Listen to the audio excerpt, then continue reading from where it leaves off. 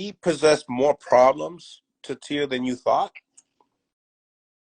Yeah, I remember the last podcast I told you his jab was going to be a problem for Tio, and his jab was a problem. You could see Tio rolling his hands because Ortiz was popping the jab so fast, kept offsetting Tio.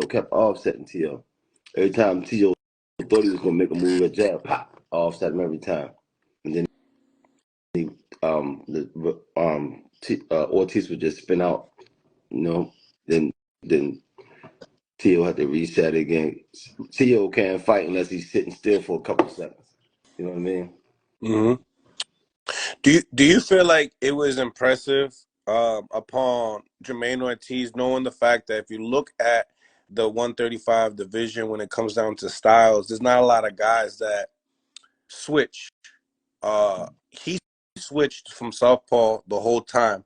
Do you feel like that's a cool attribute at 140 for Jamaine, knowing that the division really don't got guys that switch like that? Or do you think it's just kind of like overshadowed, or you think So that's just kind of he's not real effective when he switched.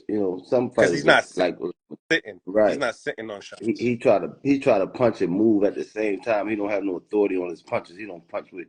I got you. Yeah, and that's his problem. He need to punch then move. He try to punch and move at the same time. Now when Terrence Crawford switched, it's a different story. He set you up with his right hand when he switched. You think he pulls like he's gonna jab, but people forget that right hand is his strong side, and he turned it to a brick. Like his right is a brick, and that's when he drop you with it. Right. His right jab is a brick, just like his right hand when he stand orthodox. Because you believe because Terrence Crawford has that element in his jab is why he is so effective when he goes southpaw? It definitely helps. Some people switch and they just jab. Terrence Crawford switch, but it's like he throwing a hard right hand with his right jab, No flick They jabs. run right into it every time. Boom! That's how he dropped Cal Brooks. That's how he dropped what's the last boy just for? Spence. That was bad. Dropped Porter. That's the same one. Boom. Yeah. Did you think they made the decision, the right decision? I thought Ortiz edged it out. Yeah. It's been times where neither one of them did much, but he was outboxing Tio, and then times when he invited Tio into the corner. Tio invited him into the corner. He went, did what he had to do, and he got up out of there. He edged it out, man. But how'd you have his scored in your head? I gave Tio, I think 4 rounds. Okay. Yeah. So you had it 4-8. 3 possible 4. Yeah. Okay. Yeah. 4-8. People speaking upon it being a marathon. Shout out to HLD Boston Marathon at that. What would you have to say about the people that say those things? They got it right to their opinion. Do you feel them? Do you feel them, or do you understand them, or not? Yeah, I understand. I thought he had to fight, man, but it wasn't a slugfest. Chapman didn't get beat up, so they gave it to Tio. Now, obviously, people are starting to really get into certain performances. Obviously, this was a back-to-back Thursday that was kind of not necessarily pleasing not just for every fan, not for the casuals, not for the hardcores, whatever. If you didn't like that style of boxing, you weren't happy about it. But do you feel like that style of boxing kills the sport? No, not to real boxing people that know boxing. I love watching fights that go the distance, especially when both fighters got a strategic plan and they trying to work it out, and you watching it unfold. But if you're just a casual fan, all you want to do some rock 'em, sock 'em, robot, boom, boom, they don't understand. Understand the art. I don't notice the people don't understand both arts because there's an art to the catch and shoot game Yeah, versus the miss and not get hit type of game as yeah. well. So that's boxing. That's what makes tickets sell. You know. Uh, uh, After the fight, I texted Regis earlier today. We're dropping one tomorrow. He goes out and says that was a horrible performance. Tank right after writes on the bottom of Regis and says, "But your performance wasn't that good either." Hey, um, Talk to me. Do you feel like people are looking at Teal a different way? yeah. Are they still looking at him as a top dog, Some or are they people looking at him as food? are, some people not. But I said it before the fight. Tank will stop Tio, man. He will stop him. I said it a few podcasts ago. Tank will stop him. You know, Teal makes certain mistakes that I now that when I talked to Calvin, because remember I went on the rise and I said, "Yo, Teal got to be the toughest task for Tank." And then when I see certain mistakes that he does, besides the cutting off the ring and everything else, I'm just talking about like security wise. You know, where I know a sharpshooter could really Yeah. take advantage of you, I see it, and I felt like I gotta take my word back from what I said at the Tank will rise. punish him. Tank will punish him. Punish him. If you look at this fight, I think it's the fourth or fifth round. He was falling apart mentally a little bit. Tio was starting to fall apart. Yeah, Yes, so there was no hiding that. no, There was no hiding that. no, he was mentally disturbed in that fight. That goes and tells me now a Devin Haney and Teofimo fight is a lot closer than what I thought. Yeah, yeah,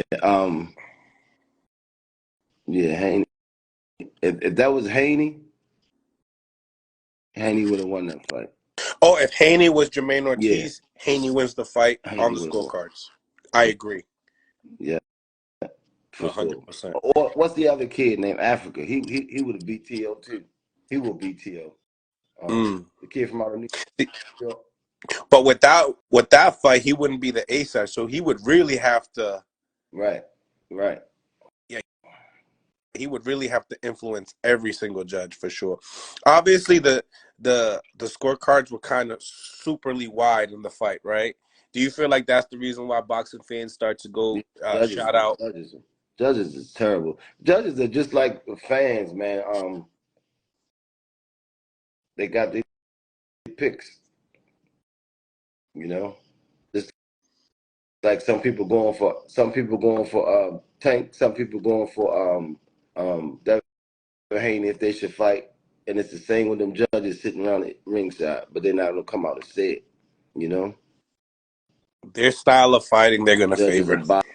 biased for whatever reason too, so that's why it's best to put it in let your hands be the judges, you know. So you feel like Jamaine Ortiz edged it out. I Do you believe feel do you feel like his stock dropped dramatically, rose, or stayed the same? I think it rose a little bit. He won't get another opportunity because people thought he won the fight. You know. Because his stock rose with the Loma fight when he lost to the Loma fight. Mm-hmm. My and this is quote unquote supposedly a better fighter because he beat Loma, right? Yeah. So you know, I kind of wonder what the media, the people, what do the people feel like? You know what I'm saying? But nevertheless, did you enjoy the fight? Yeah. It was good. It was good. Mm. Yeah, I enjoyed it. And you know, if say you was in the corner of Jamaine Ortiz, right? And I hope Jamaine is watching this. What kind of advice do you give a guy like that going into those championship rounds, knowing that you're the B side? I would want to see him go step it up a little bit more. And actually, it it would have to happen in camp to get him ready for that fight. You got to do it in camp. You got to go over it in camp, man. He got to start sitting down on his shots. He landed as many shots as he want, but he's trying to move at the same time. That ain't gonna work. He got to put some authority on it. Mm. He got to put some authority on his punches. Sit down, get it off, then move. You know, when people start to see certain performances like this, they say, "Oh, I don't want to watch this fighter no more." You know, Shakur got the same thing. It wasn't quite like Shakur fight. He did engage, I was saying that. you know, because he invited Ortiz in. Ortiz went in. And Yeah, pulled up. so he engaged a little bit more, you know. Mm-hmm. Engaged a little bit more. You think people just hard, Yeah, just hard. Us boxing fans. People want to see a knockout. If you don't get a knockout, that means it wasn't a good fight. That's BS, you know. So, is that the reason why y'all believe that matchmaking is so important when it comes to building a star? When you look at certain performances like this, and matchmaking is coming upon. Say it again. Do you feel like it's important when it comes to building a fighter with matchmaking for these type of performances don't happen? Yeah. Or do you feel like everybody got to fight everybody eventually? I mean, starting out, coming up to your first 12, 15 fights, you know, matchmaking is good. But once you get that step up fight and beyond, it's time to rumble, man. Mm. Time to rumble. No, I definitely agree. But to build the pay-per-view star, I think it's completely different, right? Like Yeah, yeah. It got obviously, the fight still have to make sense, you know. Fights have to yes, make sense. because building a pay-per-view star and putting certain type of matchmakings like this, or like in that building stage, it kind of people have a different outlook. They think something this month, next month they think something different. Yeah, you You have to know, have uh, the build a pay-per-view start a fighter have to have some KO power. That's gonna make mm-hmm. people want to see it. You know what I mean? Yeah, yeah. Want to see it. Oh, he knocked him out.